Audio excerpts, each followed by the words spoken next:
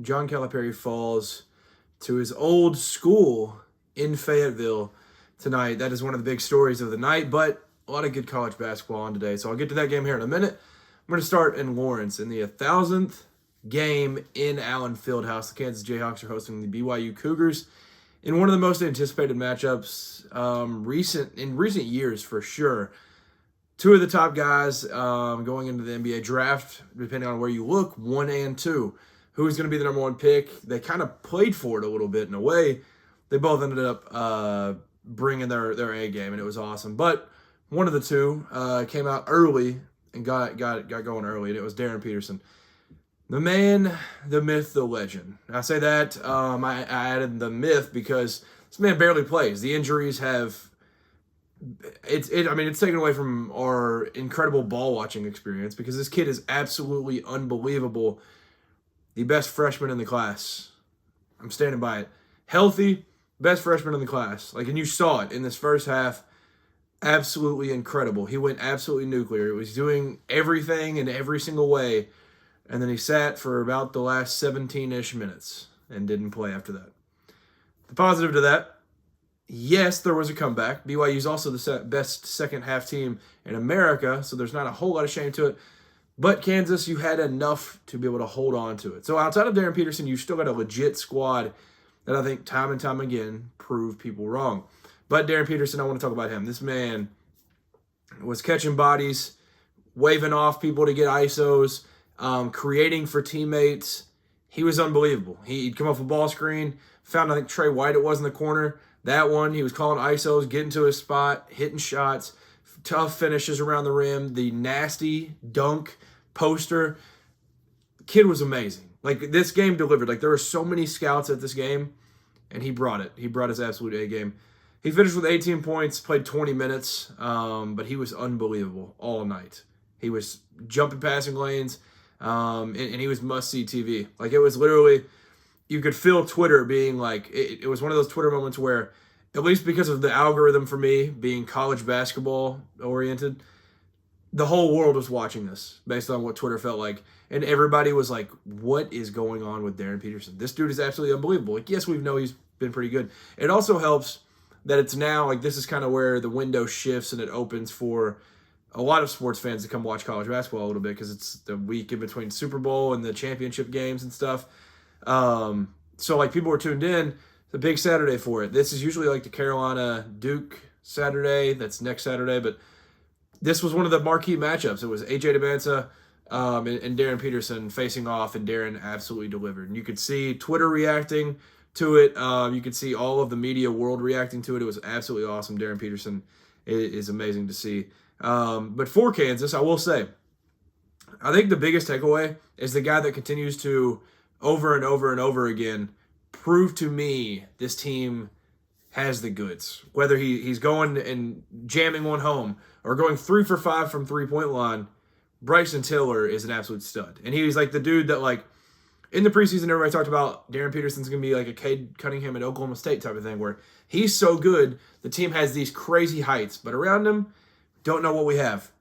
Melvin Council loses his mind at NC State. Bryson Tiller's turned into who he is now. Forey Badunga in a big-time matchup for him as well. That kind of went under the radar with him and Kebakeda. But even Forey was guarding everybody, it felt like, tonight. But Forey had a great game. He's ended up becoming somebody. Trey White has had some crazy, crazy games. He's played 37 minutes.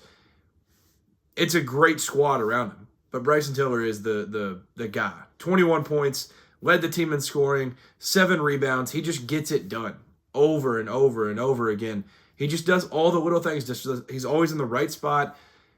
I would imagine he's a blast to coach. Just because of the energy he plays with and the effort and enthusiasm. Awesome player. Awesome player. And it was him and Darryn throughout the entire game, or while Darryn was playing. But it was them building that huge lead. They led by 20 at half. Bryson Tiller was a big part of that. But like I mentioned, Forey Badunga, this dude is awesome. He is absolutely awesome. 16, 6, and 4 in a big-time matchup where they're going to try to throw bodies at him. They're throwing the former pro at him. They're throwing Kebakeda at him. They've got bodies they're just throwing around, and he's able to go out and have a pretty good game. So On the Kansas side of things, Bryson Tiller is kind of the main thing for me. Darryn Peterson going out with 17 minutes left, though. Like, it's so sad that in his young career, he's already, like, this injury prone. But Bill Self did say he thinks this is cramps, and he thinks it's more because of conditioning, because of, like, him trying to get back and stuff from different injuries, because he had seen in practice that he was kind of gassed and everything. So he thinks it's more of a conditioning thing. But Darryn Peterson is very, very expensive. We'll just put it that way. I think his team, whether it's his pops, whether it's like whoever it is, they're probably very cautious. Like a cramp, they're probably like, all right, let's shut it down for the night. Let's go ahead and shut this thing down. So that's kind of what it seems. It seems like it's nothing crazy. It's not like you re-injured something. It's just cramps. That's at least what Bill Self has told us as of recently. So Darryn Peterson's awesome, though. That's the moral of the story. On the other side of things, AJ Dybantsa, he was a very, very slow start. Very slow start. Ends up with 17. That just kind of speaks to the player that he is, and didn't get the overabundance of shots that I think he usually will have in games. They made it very, very difficult on him. Like I said, 4 times was guarding him. So they made it difficult on him in every way possible. But getting 17 kind of shines through and shows how awesome he is as a player. Obviously, I think when you're an NBA scout and you're looking at these two guys, like AJ hasn't had injuries. Nothing's going on there. He's taller. I also think a lot of it, like, it's hard to say, like, I remember they had something like, it might have been a game day today that they were like, AJ, do you want to go number one? He was like, yeah, I want to go number one.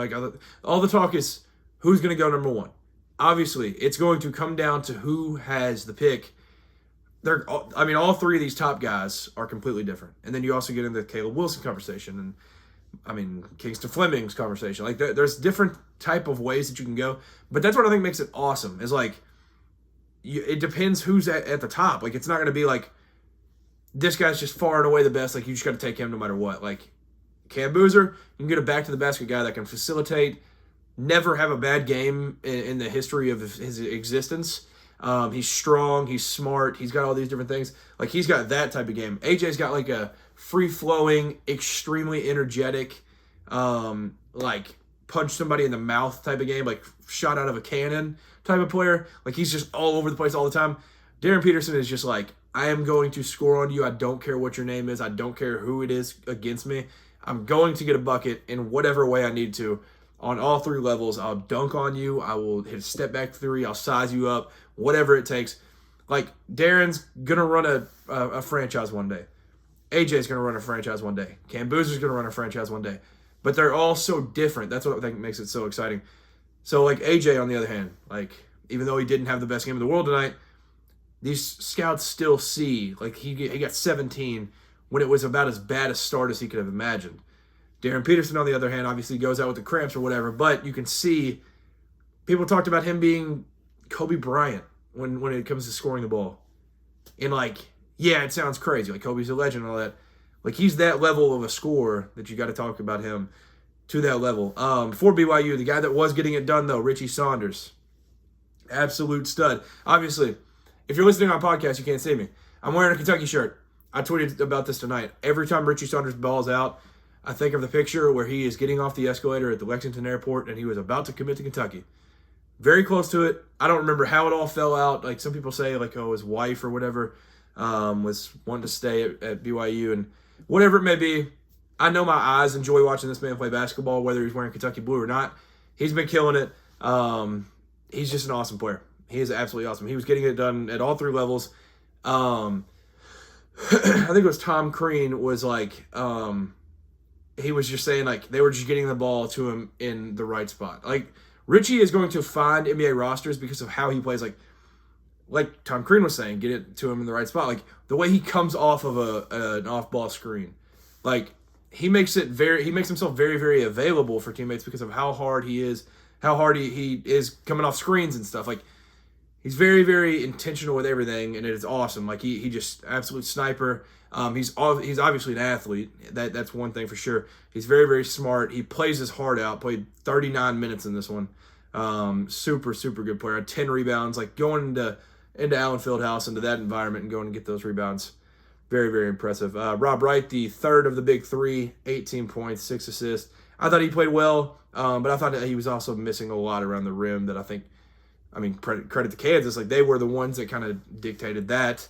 But I think, like, if he's knocking some of those down, they don't get that big of a deficit and everything, and they don't have to, like, worry about coming back so much and all that. But, I mean, their core five, like, they just get it done. Like, Kennard Davis didn't play a whole lot.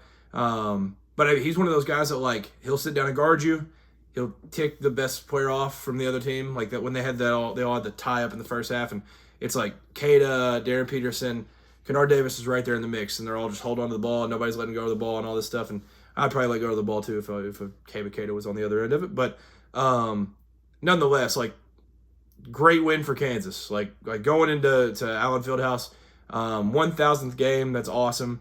And coming out with a victory in it is pretty good. So Richie Saunders, credit to you for making a last like punch there, but just not enough in a 90-82 loss to the Jayhawks. That was very, very impressive. But now if you're looking at the Jayhawks, it's 6-2 in the Big 12. Like this is a team that I think very, very, very, very, very, very, very obviously, even though I didn't think it in the preseason because of what I was saying with like the Cade Cunningham Oklahoma State comparisons, with Darryn Peterson, this team is very much a national championship contender.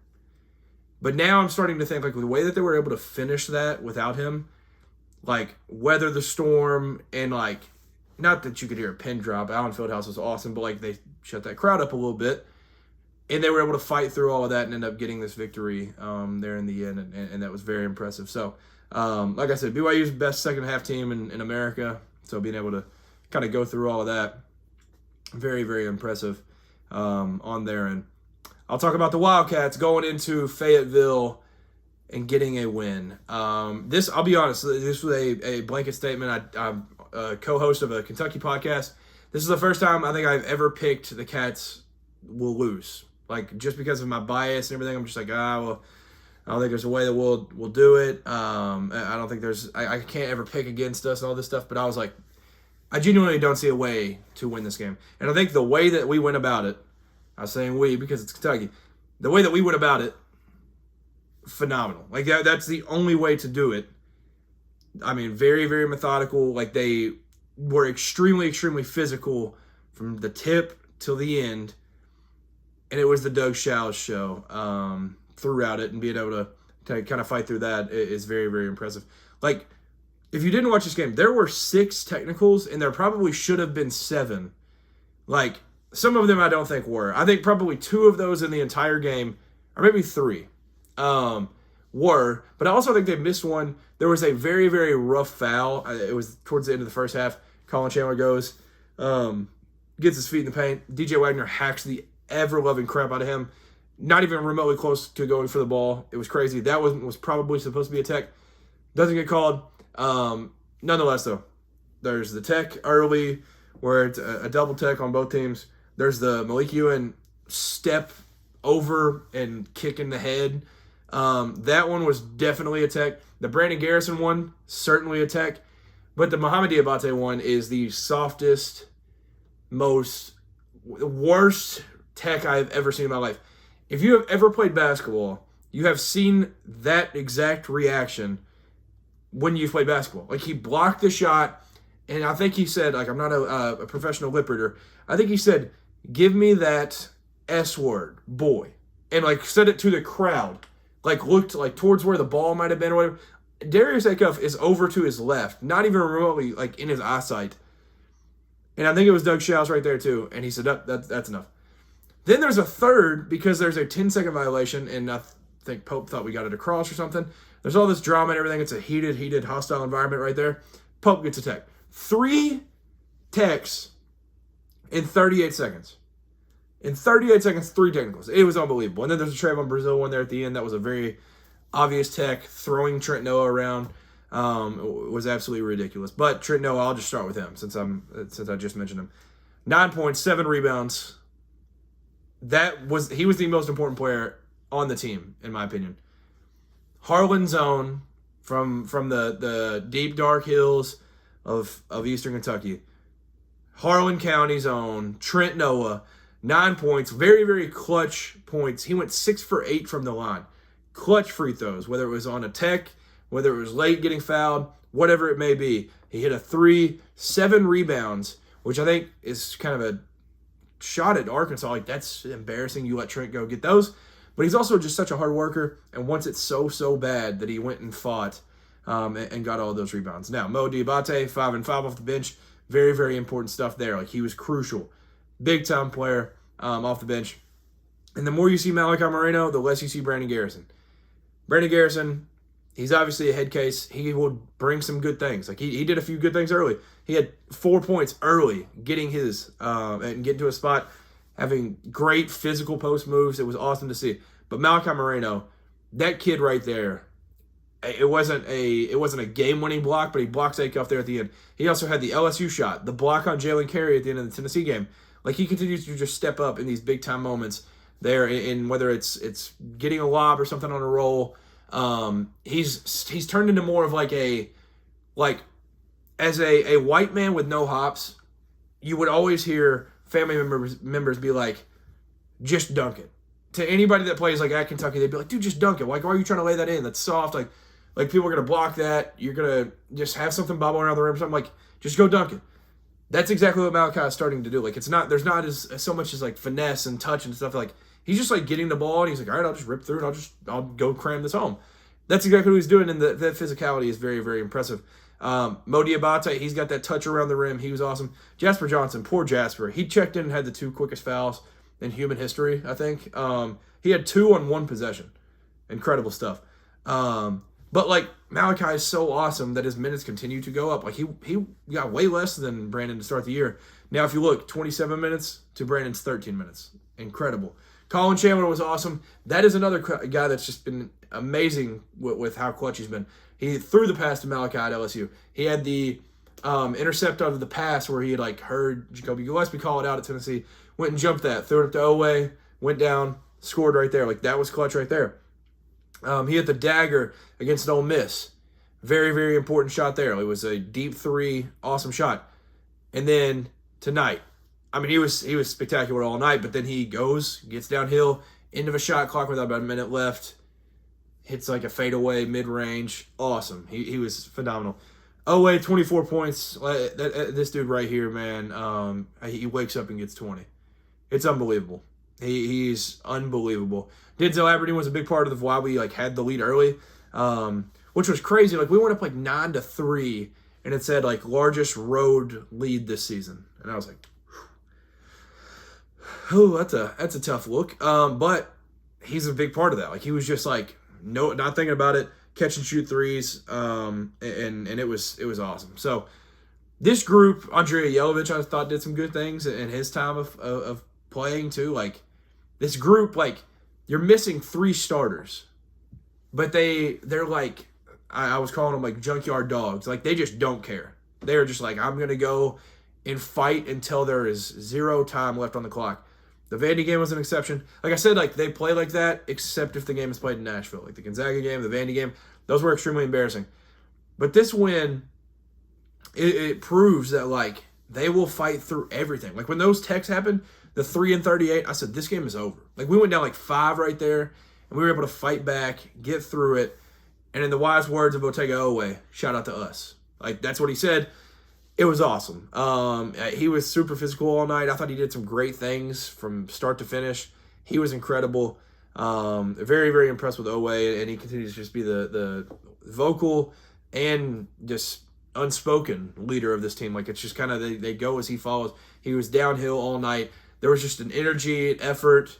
There was just different levels of like passion being played with tonight that you just did not see against Vanderbilt, and that was the biggest takeaway. It's just like they looked like completely different teams, and I don't know if that's like a coaching thing. Mark Pope kind of alluded to like maybe they had changed some things up routine wise throughout the week, and maybe that shifted some things. But like, this team was completely different from what we had seen at Vanderbilt, and it was awesome to see. So obviously for Arkansas on their end, I mean, Darius Acuff, I mean, this dude is phenomenal, and he was very frustrated in the first half. He couldn't get it going. He was missing some shots. It felt like he was kind of forcing some things. But he kind of settled in. He ended up playing 39 minutes in this game, but he kind of settled in and went nuclear in that second half. Like, he was balling in that second half, hitting shot after shot that kind of kept them around or gave them the lead and everything. He was awesome. But I think we've kind of got this like mixed thing in our mind that like we've now seen Darryn Peterson, Cam Boozer, AJ Dybantsa, where they don't. AJ on the other hand, it's different, but like for the most part, Cameron and Darryn, like they don't have the most like luxurious roster around them. Like AJ's got it. AJ doesn't need it at times. Like you can just go get whatever, but like you still have to kind of understand like these dudes are like freshmen. Like this is a 18-year-old kid. Like Darius Acuff is one of those dudes. Like he's a lottery pick, franchise leading guy, one of Cal's top guys, but like at the end of the day, he can't do it all himself. They had 2 starters with 0 points, and DJ Wagner had 4 off the bench. They play a core 8. Billy Richmond was awesome. Malik Ewan killed us tonight, but Nick Pringle having 0, Carter Knox having 0. Like Cal went up to him after the game and he said, "We're only going like as far as you take us. Like you're gonna have to prove it. Come out and smack some people in the mouth and kind of get in the flow of things because like we need you." Carter Knox, Nick Pringle combining for 0 points is horrendous. Like that's not a winning recipe. Those guys have to come up clutch going forward. Malik Thomas, I feel like he was just kind of non-existent. Like I felt like he never had like some intensity about him. Like when they played, who'd they play the other day? Was it LSU? I don't remember who they played. But they gave him the ball and they said, just go to work. Like, just go do your thing. Go win this game. And he balled out. And he was incredible. There wasn't like that. There wasn't the like that look in his eyes. So, I don't know. He's got to be better. I feel like he's got to be like the partner in crime. Like, he's got to be the second part of the duo. It's got to be a 1-2 punch that like punches everybody. 10 points is not really going to cut it. So, I think a lot of it is like credit to Kentucky.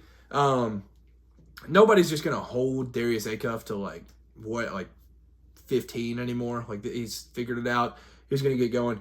But like holding this Arkansas team to 77, a lot of it was like nut cutting time, get a stop, you got to get one, and they did it.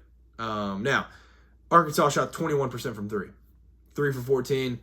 Some of that was on closeouts and stuff, but like, I mean, freaking Trevon hit 2 threes. So like, I know he shoots like 40%, but I feel like maybe I'm just a Trevon Brazile hater, and you know, sorry to him. Don't know the guy, but maybe it's just like I have like a hater lens, but like I don't respect his 3 at all, and I know it's higher than what like it looks like, but like,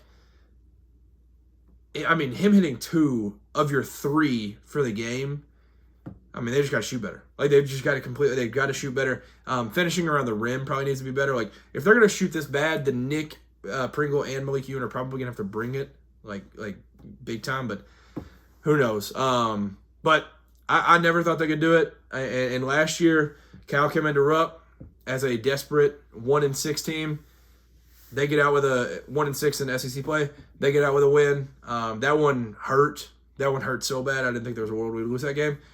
We come into this one 5-3, which obviously a better situation, but like everybody was ready to go ahead and start donating to get Pope out of town.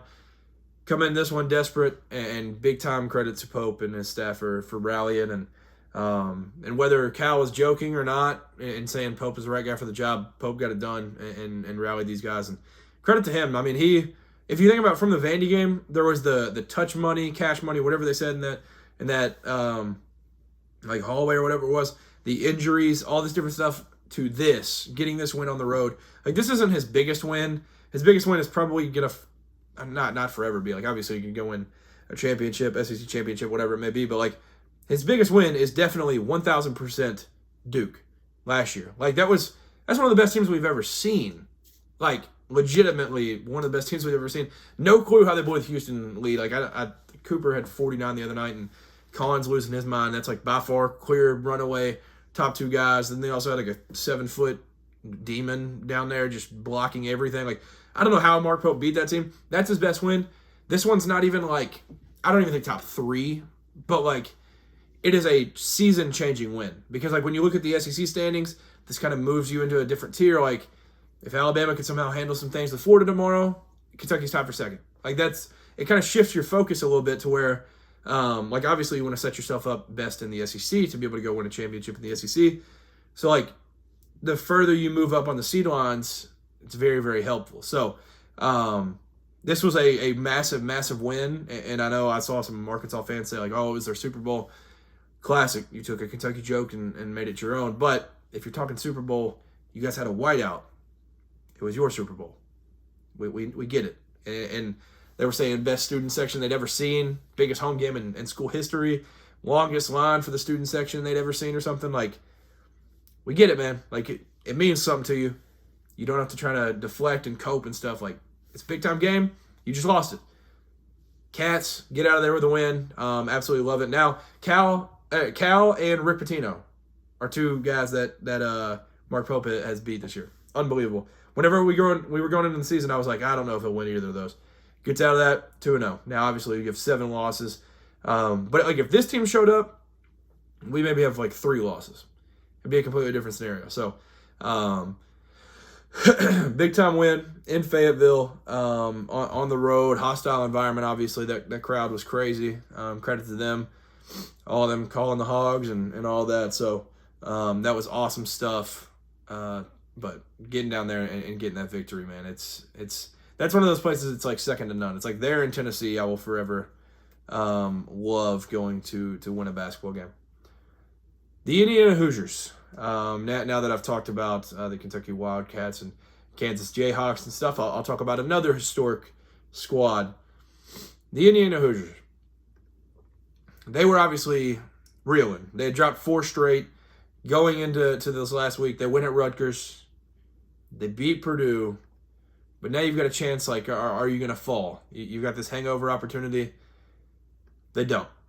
They did kind of choke away the game late and allowed it to go to overtime. And UCLA had multiple opportunities. I thought they were going to win it.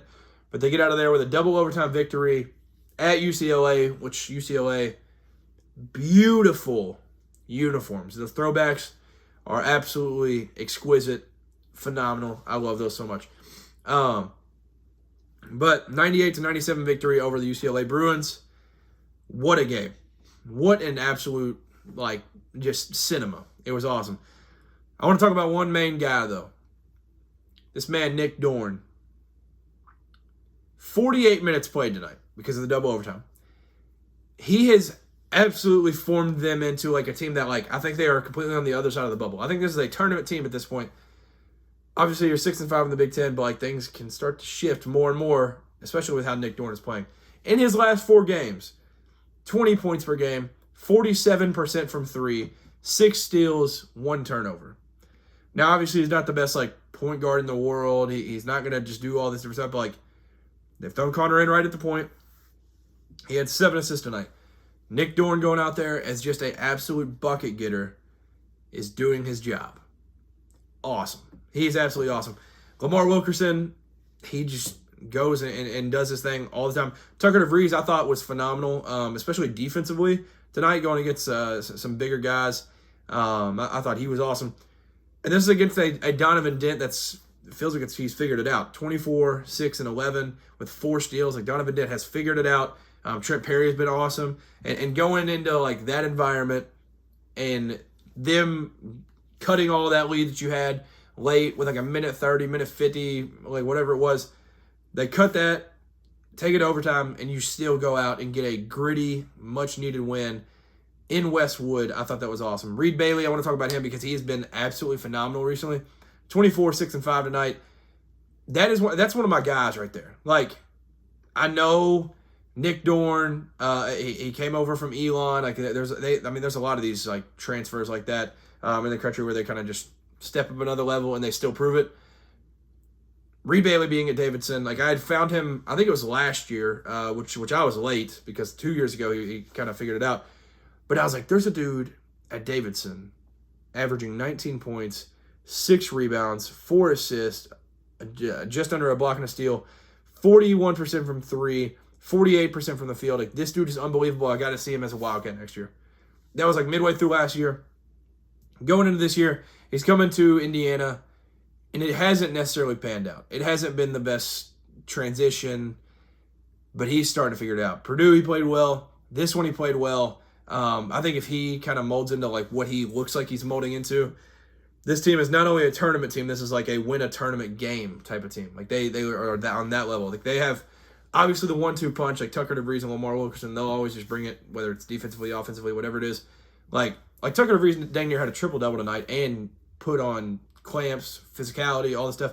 He had 9 points, 10 rebounds, 7 assists, and went out and guarded the heck out of people. If they're going to have like a Reed Bailey come off the bench, do what he does, Sam Alexis, if he can play a little bit like well. Connor Enright is an absolute freak, but he's a freak in a good way. Love to watch him play. Like, they've got the goods to like go get something done. And that's what I think is going to be. It seems like it's turned completely around. Like it feels like that. They'll have at USC. Obviously, that's going to be a tough one. It's just always tough for these road trips. But then Wisconsin, Oregon at home in a back-to-back. Like, you can still win against Wisconsin. You can beat Oregon.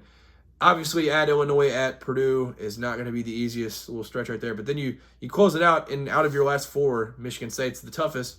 But you could win 3 of those 4, even with a Michigan State loss. Like, they could completely flip things around and end up flipping this season. So, Connor Enright's been awesome.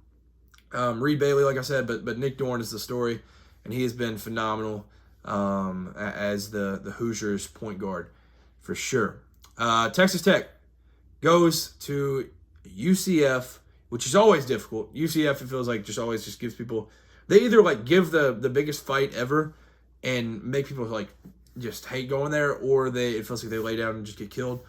That's just my perspective. Maybe that I'm just making that up in my head, but like that's what it feels like. But UCF in this one brings in the 11th ranked Texas Tech Red Raiders and beats them 88-80. Johnny Dawkins, what a job. Now, from everything that I have ever heard, I didn't watch him play. I heard he was quite the ball player. But then, all that I've like ever seen, just trying to like get my foot in college basketball media and stuff, is like Johnny Dawkins is one just heck of a dude. He can obviously coach. He's getting older. There was rumors about him like retiring in the offseason, whatever. This dude he's just killed it. He has done an incredible job. Like, they don't have a crazy amount of talent, but they go out there as like one unit and go kill it. So Kentucky today went and out-rebounded Arkansas. That was the story of it. By 11, I think it was. UCF out-rebounded Texas Tech by 12, 35-23. They just go out there and they absolutely fight. In awesome uniforms, too, by the way, Space U. That was awesome. That was phenomenal. They shot 46% from 3. They were 6 for 13. Like, they just have an identity. Like, they don't have to like rely on the 3 at all. They don't just. I feel like they are the team that like passes up a good one for a great one. Like, they just do all these like textbook things that you want to see. And I think that's all credit to Johnny Dawkins. Like, he's been absolutely phenomenal. Like I said, not a ton of talent, but they're bought in. And for Texas Tech, like, I think if you look at UCF and you're like, all right, we just lost to UCF, like, that's bad. I mean, UCF is 6-3 in the Big 12, 17-4 overall. Like, it's not as bad a loss as like what the logos would look like. I mean, this is not a bad loss at all. And you had opportunities there late to be able to sneak out a win or whatever. But I thought JT Toppin was solid all night. I thought they just kind of had nothing they could do with him. He had 27 and 10, but I felt like I thought that he would do more than what he did. I feel like that's kind of, I thought he'd go in there and probably 30 and 15, 27 and 10, and he didn't really. He was lacking physicality. I thought like he didn't get to the line a lot. Like I was a little disappointed in that. And this was one of those games where it felt like they have the big 2. They're always going to get their points, but like outside of them 2, somebody else is going to have to kind of break through, and it felt like it didn't necessarily happen in this one. Like, it was, Donovan Atwell I thought played well, but like Luan Watts, Jalen Petty, like they didn't necessarily do a whole lot. I am excited about Josiah Mosley, and I feel like he might be able to help this team down the stretch here. But Texas Tech, it's not a game that you like hang your head over by any means, but for UCF, big time win. It's just obviously giving up 88. It's gonna be tough to beat a lot of teams in the entire country, because 88 is a whole lot of points I'm giving up for Texas Tech. But nonetheless, big time win for UCF. Louisville bounce back win after just an absolutely horrendous showing at Cameron Indoor. 88-74 victory for the Cardinals over SMU, which SMU legit squad. Like, they came in, I think the conference play with like 2 losses. Now, they're 4-4 in ACC play, but they beat North Carolina, who I probably think right now is the second best team in the ACC. I know most people would say Virginia. I personally think it's North Carolina.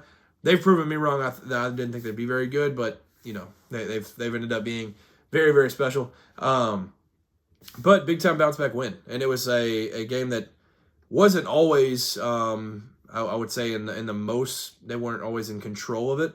It was kind of back and forth for a lot of it. It was what was it? Yeah, SMU led at half, 47-44, but they sat down and guarded, held them 27 points in the second half. They stopped turning it over so much. Michael Brown, he checked in, and he had it felt like he turned it over every single possession. They had popped up something on the screen. It was early first, and it was he's got 5 points and 5 turnovers. He ends up with 20 points off the bench, and Woolley starts in his place where he would have been, but he comes in, 20 points. He had those 5 turnovers, like I said early, kind of chilled out a little bit, and didn't have any the rest of the way. Had a steal, 4 assists. He ended up just figuring it out. But he's still a freshman. Like I was talking about with Darius Acuff. He's still a freshman. He's got to figure it out. He's probably a little rusty. Coming back from injury. This is only, I think, his 3rd game back. So I didn't expect him to go completely off. He had 20 in his first game back. But then the Duke game, it was really there's another level up of talent. Coming back home, I think SMU is a pretty good team. I think Indian Field does a good job. So being able to go out and get 20 in this one and get a big time, much needed victory was impressive. The big situation for Louisville has been the story since probably May of 2025. It's been yes, they got all these guards, craziest backcourt in the country, but what the heck is their big situation? They've got the Zugris kid. He fights his tail off. He's impressed me a little bit. But Ali Khalifa and Sananda Fru, it's almost like they're 2 completely different players. Obviously, if you don't know, Ali Khalifa is like the college Jokic, one of the best passing bigs that I can remember at the college level. He creates for his guys, but it feels like every single game it's a different person down the stretch. I don't understand. Obviously, if Ali is hitting shots and all this stuff, then that makes sense. But if Fru is physically matching up well and all this different stuff, I don't know. But the big situation is going to be the problem. They're 15-6 overall. They're the 20th ranked team in the country. I don't know what they'll be when the poll comes out. I guess they'll probably drop a little, but I think they'll probably, I don't know. Maybe they stay in. I don't know. They don't really have a great win, so it's hard to be their resume is this. But I think they're probably a top 25 team in the country. But the reason that they're going to be a much lower seed than they should be, and all this different stuff is because the big situation. PK, incredible job going to get guards, but maybe you could have settled and went. I already have Michael coming in. I'm going to go get Ryan Conwell, and then I'm going to go get a couple bigs. Now, PK is an awesome coach, and he knows more in his pinky finger than I'll ever know in my life. But you just look at this team, and you're man, the guards are insane. And Kenai Ruth's coming back. He's been good. Javon Hadley's coming back. He's been good. But, you don't have one just anchor down there. And that's the problem. So, Louisville in the second half, like I said, they sat down, guarded people, and then I felt like they kind of played more with pace and energy and stuff, and it felt like they kind of just got back to the Louisville that we knew before, obviously, the Brown injury and all these recent losses and stuff. So, it was a good win. Good win over SMU, and it would have been a tough loss to have to hold on to, so big-time stuff there. I was watching this one right before I started filming. St. Mary's and Gonzaga. This one I put down one note and I said, "Welcome back, Graham Ike." Also, his shoes were awesome. If you're familiar with the shoes, Kobe 9. What does he's coming off of an ankle injury, so wearing a high top like that, very very wise of him. But he came back 37 minutes, 30 points, 4 rebounds, and it was going into this one, the talk was all right, he's coming off of an injury. Is he really going to be that big of an impact? They have a pretty good front court, St. Mary's does. They protect the rim pretty well. They rebound it well. Obviously, he didn't dominate the glass with 4 boards, but 30 points. He didn't really get them around the rim, so it wasn't their rim protection just wasn't existent tonight. But he was getting them on short rolls with a little push shot. He was getting. He had a turnaround a shot. He had 3 threes tonight. The last one was kind of funny because there was somebody on him and then just completely ran away and then he pulled. But he was just all over the place tonight. He completely took over this game, 30 points in a 73-65 victory. The Kennel was rocking as always, but this rivalry is just like one of the most underrated rivalries in the sport. Like it's awesome. Gonzaga wins and they get out on top with a big one. I'll just read some of these scores real quick. Don't have like a deep dive on some of these games. UConn 85-58 victory over Creighton. Creighton's just they're just kind of down. Duke wins at Virginia Tech in a game that, I mean, it felt like Duke was dominating forever, and then you looked up and it was close again, and then they ended up pulling away late, and it ends up, I mean, 58 points, bro. Like the defense is just unbelievable for Duke. It's crazy. Houston wins 76-54 against Cincinnati. I mentioned that one. North Carolina 91-75 victory over Georgia Tech. Virginia keeps winning 73-66 victory over Boston College. Vanderbilt 71-68. This one was just fun because in the quad box you could see the Ole Miss Blues and it was like, yeah, it's pretty sight. But 71-68 victory. Vanderbilt continues to roll 19-3 now overall. Clemson wins a gutsy game against Pittsburgh 63-52. And then the last two games that ESPN presents to me on the main screen, Miami, Ohio, and Arizona. Miami, Ohio beats, Northern Illinois 85-61, and Arizona beats their rival in the duel in the desert. I don't know if they call that the same in basketball. I'm not completely familiar with the basketball rivalry, but in football it's duel in the desert, which is like one of the best names in the country. But it's the rivalry game. They go out and win anytime a rivalry game is being played, it's like anything's on the table. Arizona State played them close at home in Tucson. They go to Tempe. They end up getting done 87-74. I bring up those two because those are the two final teams left that are undefeated. Both sitting at 22-0. I'm assuming that's Miami, Ohio's program record. I don't want to be, the bearer of bad news and me be completely wrong. But I don't know. I'm assuming that's their program record, but all over ESPN, John Rothstein, all these different guys today, Arizona, program record, Arizona State victory, gets them to their 22nd win, best start in school history. So big credit to Arizona for that. Now, what do you get for your best start in school history? Because this is a team that, like, genuinely, you got to start talking about, like, where do they rank all time if they just keep doing this? Because they have non-con wins against Florida, UCLA, at UConn, Auburn, Alabama, San Diego State. That one's going to age well. Then they go through this entire slate, but now is where things kind of shift. In a row, they play starting February 9th. They have one game in between. They play Oklahoma State on the 7th. Then on February 9th, it starts at Kansas, which we see what Kansas has done to top teams that came in this year, Iowa State, BYU. We see what they've done. At Kansas on the 9th. Texas Tech at home. BYU at home. At Houston, at Baylor, Kansas at home, Iowa State at home.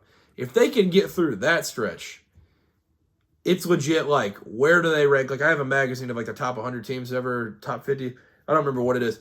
But, like, they are entering, like, that easily.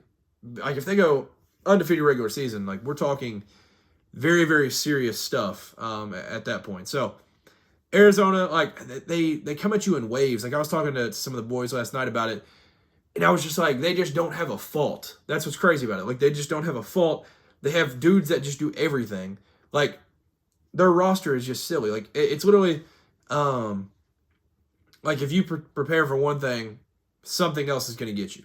Like, that's just the best way to put it. Like, if you were like, all right, we're going to stop Calipari tonight. Well, here goes Krivas for 20 and 15. Or, like, here comes Braden Burries for a 30 ball. Like, on your head. Like, it's unbelievable. Like, this game, for instance. Karchenkov, awesome player, 12 points. Calipari, 21 points. Krivas, 15. Burries, 17. Jaden Bradley, 10. That 5 is crazy. And then Aristode, he comes in, absolute stud. Toby Awaka, one of the best rebounders in the entire sport, coming off the bench. Anthony Del Orso, he comes off the bench, and he can do some really, really good things. They legit have an insane 8. It's crazy. This team is unbelievable, and they don't rely on the 3. That's the craziest part. Like, they ended up shooting 11 threes tonight. Like, that's the thing with, like, say Alabama I mean, that's obviously the example anytime you talk about three-pointers, but say they get to like 15-0, it's like, all right, well, they're just going to have a cold night. Like, nobody's ever worried. Like, Arizona, you legit got to talk about, like, are they going to go undefeated? Because they don't rely on that. They rely on physicality, getting rebounds. Like, what would they do tonight on the boards? Because, yeah, I was about to say, it felt like they rebounded like crazy, and it was somehow like, how is Arizona staying in the game? Yeah, like they shot 51% from the field. They out-rebounded Arizona State by 15. That's just what they do. They don't get out-rebounded. They just physically wear you down, and you can't hang. Like, it was tied at half. And, I mean, they had the momentum. They had James Harden in attendance. Like, nothing worked, and that was about it. So, Arizona keeps rolling. They roll on, obviously, very obviously the best team in the country, and they just keep rolling. So, like I said, it's going to be tough coming up here soon, so that's going to be a lot of fun, but, we'll see. It's going to be a difficult stretch.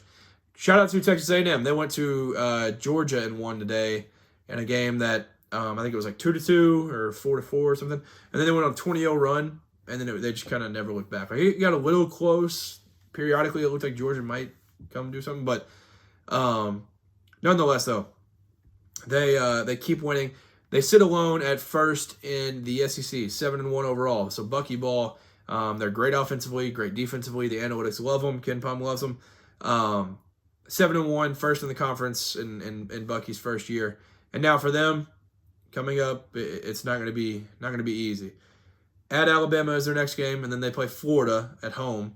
Then they'll have Missouri at home. Then they're at Vanderbilt, Ole Miss, and then they're at Oklahoma, at Arkansas, and then they host Kentucky, and it's gonna be it's gonna be wild. It's gonna be tough, but Bucky Ball's got them playing really well. Now I mentioned Florida earlier. They're a game back right now, and so I don't really know. They'd be 7-2 in conference if they win against Alabama, which that game's gonna be a blast because it's just like Nate Oates and Todd Golden like very obviously don't like each other. Like Todd Golden said last week, talking about Charles Bediako, that even if they have him, we'll still win. It doesn't matter. And then I think it was yesterday, day before, Nate Oates came out and said like, well, they're really good at offensive rebounding. That's kind of the thing that they do. The front court's really good, but when you can stand in the paint for 8, 9, 10 seconds, you do end up being pretty good at rebounding. So they hold nothing back, to say the least. And then I didn't get on to talk about it, but Michigan beating Michigan State last night, awesome game. Michigan State fought back, all this different stuff. It ended up being at least a little bit cooler than what it felt like it was going to be. Like, it felt like it was just a disappointing primetime game, and it didn't end up being good. But Michigan State fought. I thought Elliot Cadeau was best player on the court, and that was the thing. I know Jeremy Fears had better stats and everything, but like it felt like for the level that you think that they're going to play at, like your level of expectation, I thought Elliot Cadeau just went way past that. Like Jeremy Fears, obviously, he's like, I mean, if I had to make my list right now, he's a first-team All-American. Like, you expect him to go do that. But, like, he kind of matched him. Like, he hit big shots, did some big things late. So, I thought he was awesome. Yaxel played really good. It was just a full-team effort, and Michigan got out of there with a great victory. And then, obviously, the Dusty May pictures came out, and that was all fun. So, it was awesome. But I think that'll do it. I think that's it for this one. I'm trying to think if there's anything I'm missing. Shout out to Texas A&M. I have that as a shout out late. Miami, Ohio, and Arizona are the only undefeated teams left. I mentioned that. I think that's it. So thank you for tuning in yet again to another episode of The Jump. The Jump Sports, man. I appreciate you all. Like, comment, subscribe. It's all appreciated. Go listen on Apple Podcasts. If you're listening on Apple Podcasts, I appreciate that as well. But thank you for tuning in. Peace.